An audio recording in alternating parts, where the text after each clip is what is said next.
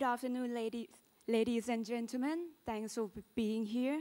Welcome back to the afternoon session of ASA International Forum 2015. We have another two inspiring speakers to share their idea with us.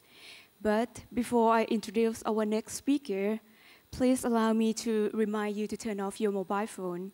For those of you who use translating headset, please control the volume to an appropriate level, not to disturb others next to you.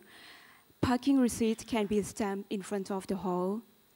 สวัสดียามบ่ายนะคะแล้วก็ยินดีต้อนรับอีกครั้งสู่งานอาสาฟอรัมประจำปี 2015 ก่อนที่เราจะเริ่มรายการช่วงบ่ายในวันนี้เช่นเดิมนะคะอยากจะขอความร่วมมือทุกท่านช่วยปิดเสียงโทรศัพท์มือถือนะคะสำหรับท่านที่ใช้อุปกรณ์ในการแปลภาษารบกวนปรับระดับเสียงให้อยู่ในระดับที่พอเหมาะนะคะแล้วก็ท่านที่ต้องการแต้มพวต.เมื่อการบรรยายสิ้นสุดลงแล้วเนี่ยรบกวนท่านลงชื่ออีกครั้งหนึ่งที่บริเวณหน้างานนะคะสำหรับคนที่ขับรถมานะคะสามารถสแตมป์บัตรจอดรถได้บริเวณหน้างานเช่นเดียวกันค่ะ Now it's time to begin our afternoon sessions. Our next speaker is Peter Rich, a principal architect at Peter Rich Architects at Johannesburg, South Africa, and professor of architecture at Witwatersrand University of Johannesburg. In 2011, he held the chair of the John Williams Fellowship at University of Arkansas Fajon School of Architecture. In collaboration with architecture students from Kigali Institute of Technology in Rwanda, Arkansas students under his mentorship carry out research and design proposals for appropriate sustainable urban housing for Rwandans. As an activist during the apartheid era, Rich documented indigenous settlement of the black population who faced displacement from the government. Rich studied African vernacular architecture and informal housing, which prepared him to design social housing projects and community-based cultural tourism projects for the democratically elected government of Nelson Mandela. Rich has since developed a contemporary architectural vocabulary built upon research of local contexts and close collaboration with communities. For the Mapungubwe Interpretation Center, completed with engineers John Oschendorf of MIT and Michael Lamage, local craftsmen learned to build with ancient clay tile vaulting techniques. Rich, together with Michael Lamage and Tim Hall, has recently established Light Earth Design, which is implementing projects in Central, East, and North Africa. The recent Alexandra Heritage Center is a community space and center to record oral histories of residents in historic township of Alexandra, where Mandela formulated his political resistance.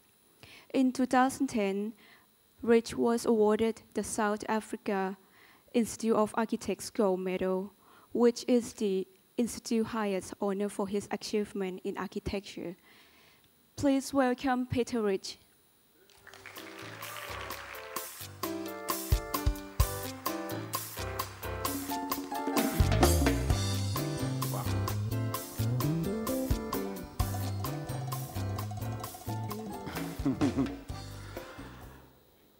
Yeah, I want to thank ASA and Bunsem and Barada for bringing me here, and to the sponsors. It's a nice story because it all started through the Aga Khan Foundation when I was shortlisted in the last 20 of the Aga Khan, and Bunsem went on to win. But one of the Aga Khan members came to dinner at our house after the URA Congress and said, "I've got to link you with Bunsem because I think the two of you will get on well together." And then I got Bunsem invited to the Indian 361 degree conference, and he in turn got me invited here. So it's how one hand washes the other, and you'll learn today through both John's talk, my talk, and other talks by Salerno and certainly Bunsam, we all operate in very different contexts, but we're running the same race. It's not an easy race, it's a difficult race, but it's a very challenging and rewarding one. And I'm going to share that story with you today. I have another title which is called Learnt in Translation. And it could be either title because that's what my career has really been based on. So I'm taking you on a journey, and that journey shows you how out of faith comes destiny, and how if you engage with your creative spirit and you try and understand the context you're in, you can actually be true to yourself through core principle, and you can achieve incredible outcomes. But I need to communicate that we're in a very, very different world to your own, and it's important to understand the world you're in. If you're from Latin America, and incidentally, these developing economies of which you won, they are the places that the world is looking to for the new answers because they've run out of ideas. The architectural world of Northern Europe and art is almost self-referential, and they're suddenly finding in Bangladesh and in places like yours and in Africa, they're finding fresh, new grown ideas, which is also creating a wonderful balance. I taught in an architecture school for 30 years, and then in 2007 I decided to practice what I preach. About 5 weeks ago, I turned 70, and I feel like I'm 37, and I'm only starting. I'm a student, okay? And I just want to explain to you the context that I come from. The Egyptians were fascinated with the relationship of the Nile River and the Milky Way, and they defined a sacred line that ran along the Milky Way, and this was called the Golden Meridian. And they also looked at Orion, who has a 26,000-year-old cycle of moving up and down the Nile. And in one of the 13-year-old cycles, they took Orion's belt and they located the pyramids. And they had a line going longitudinally and a line going latitude line. They're the longest lines going across land and the earth. And it's important to understand the mythology of where you come from. The whole Christian Judaic scriptures are 12 interpretations removed from the sun god of Ra. And that line comes down Africa. It starts and it finishes in Durban at the ashram of Gandhi. Now, Gandhi learnt about his way of dealing with passive change when he was in exile. My wife's family had contact with Gandhi. Her grandfather was on the mine that he was on. So we linked in a lot of ways. We linked to the Malaysians. And you find along this line is a lot of sacred sites, mainly linked to the line, which is why I call myself the African lion, because what's tended to happen, I've tended to get all of these jobs along this line. And the red spots are cultures where I've gone and engaged with communities that are still living in their peasant state to learn from them. And what I really liked this morning from John, when he goes to deal with John Lynn, when he goes to deal with communities, he doesn't go as the architect or the professor. He gets off that. He goes to learn from them, okay, as an ordinary human being, which is the right way to do it. I usually show this when I'm in America, because Americans' geography is very bad. They only know geography through the wars they make around the world. And what happens here is they think that this is a country. Well, there's China, okay? There's India. There's Eastern Europe, and there's Western Europe, and there's the Northern United States, and there's the United Kingdom, and there's Japan. It's not a country. It's one of the biggest continents. And this is where, in 2050, we'll probably have the biggest population on Earth. It's the place where the growth curve is going up. It's the place of the fresh and the new. But it's not that understood. I was a kid of apartheid. In other words, a 60s kid, you know. We were questioning. Sgt. Pepper's Lonely Heart Club Band came out in 1968 when I was a student who was angry and asking questions. And I was born into this society. And there were events that happened that changed our lives. The innocent shooting of students. And this man who turns 80 this year has come to me he took this famous photograph.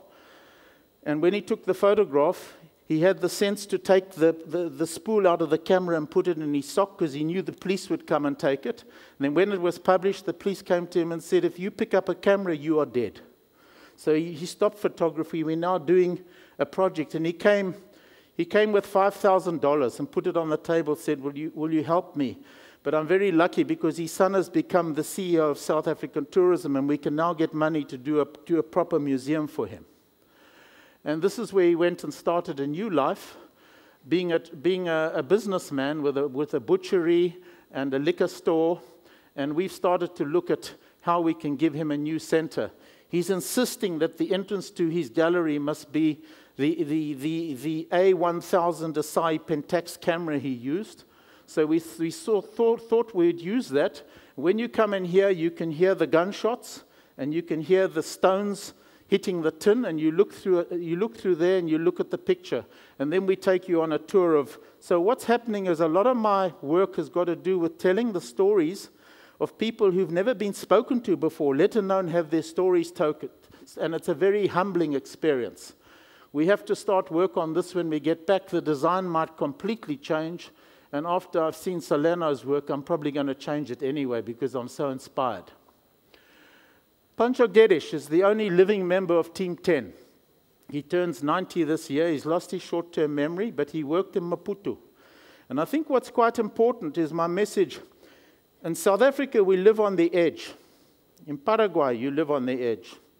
And it's quite an advantage to live on the edge because at the center, there's 67 pieces of music. You go to London, there's so many lectures, you don't know where to go.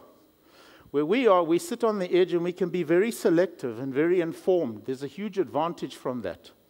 I don't know about your own society, but Pancho was someone who in the 1940s, 1950s in Maputo, which was Lorenzo Marx, was doing community work. You know, like Oscar Hagerman is doing community work and he's 80 in Mexico. One forgets about those guys, but they were doing the work that a lot of us get excited about when younger generations do it today. And he prompted my engagement with living African cultures. Because I was very frustrated. We had a maid who was doing our ironing, and we had a gardener who was working in our garden, and we knew them by their first name. But because we come from a Christian, Judaic, Anglophile background, we have a sort of arrogance that we think the rest of the world doesn't exist unless you conform to this model. And it's one of the problems I have with the World Architecture Festival. When they had it in Barcelona, the English, they don't know how to talk to the Spanish unless they've had lots of whiskey because they're too shy. And I realized that the Spanish-speaking world, Latin America, India, Bangladesh, Pakistan, and your part of the world is where we have these disparities in societies. And I like to work in societies where there is that disparity because I find it so much more interesting. And he prompted me to, so Pancho said to me, why don't you go, instead of being an activist and throwing petrol bombs at the police, go and engage with living cultures before social engineering gets to them. And then he also said, start engaging with artists. And this is a conversation I'm having with Pancho in my garden. He's an old man now. There's a wonderful book on his work. He's the African Picasso.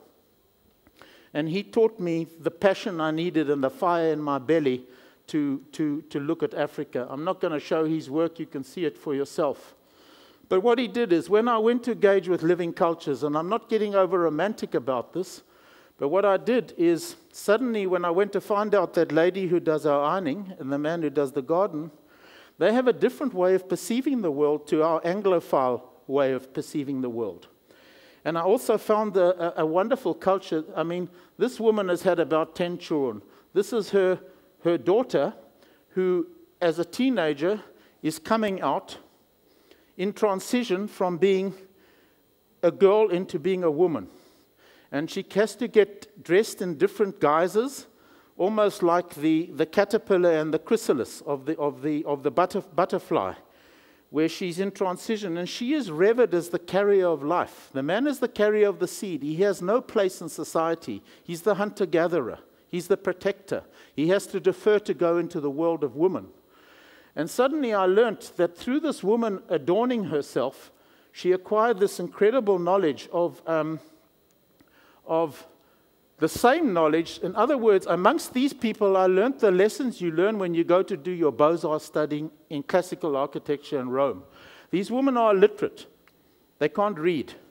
But it's as though they have Palladio's Quattro Libri next to them. They're highly architecturally articulate. Why? Because whenever there's a ceremony, whenever a young girl menstruates, and within a certain number of months there's a ceremony for her to be introduced over a period of time as this wonderful new being, which is the carrier of life, they adorn their settlements as part of festivities, so it becomes a stage set for celebration. And it's the same lessons that we learn from the diagram of Leonardo. It's got to do with central axis, it's got to do with dualities, it's got to do with playing with lessons of asymmetry and incremental lessons of growth.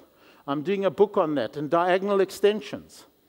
And this informed an entire body of work, this simple work. And I'll show you, not only did it inform a holiday house, it informed planning a whole city recently. And what happened in these houses, there's a very explicit social structure. If you've got your back to the settlement, the first wife is here because they're polygamous. The second one is here, the third one would be there. So when you walk into the settlement, you know that number one, it's a two-wife settlement. Here's the place of the men. He guards the cattle because cattle is your wealth, and you exchange cattle for wives.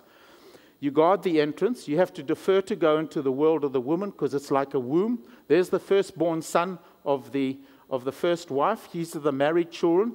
The agreement to have symmetrical detail of roofs, two gable roofs on either end. Why is this circular? Because that daughter chose to become a shaman.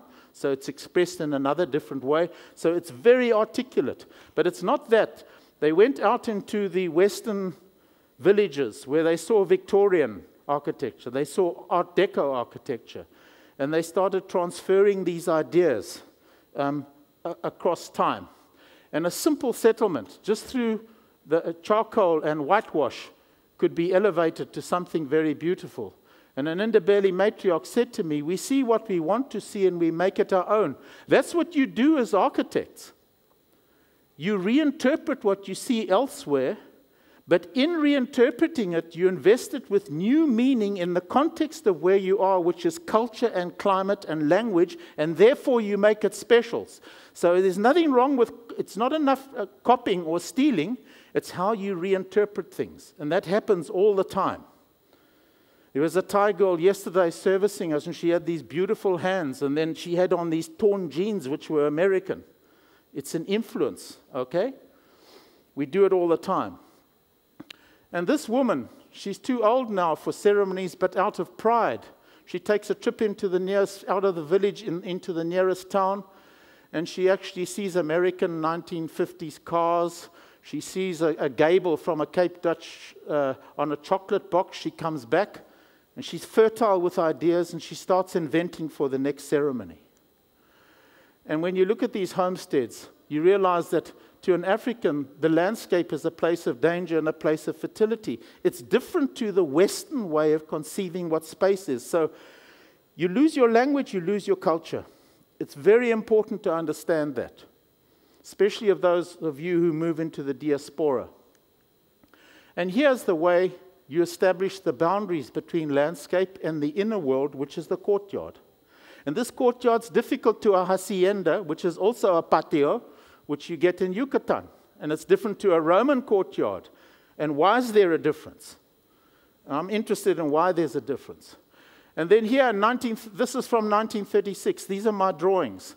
This is introverted. It's no longer extroverted. So I realized these people first learned from the Tswana culture. And when I go here, the transition to cross here to here is very subtle, and the transition into theirs, it's more private. And it's no different from when you enter the Vatican or you enter any of your Buddhist temples. It has to do with entry. It has to do with the signs that we make. And then I cross the world to find Baragan. We've got Baragan in our backyard.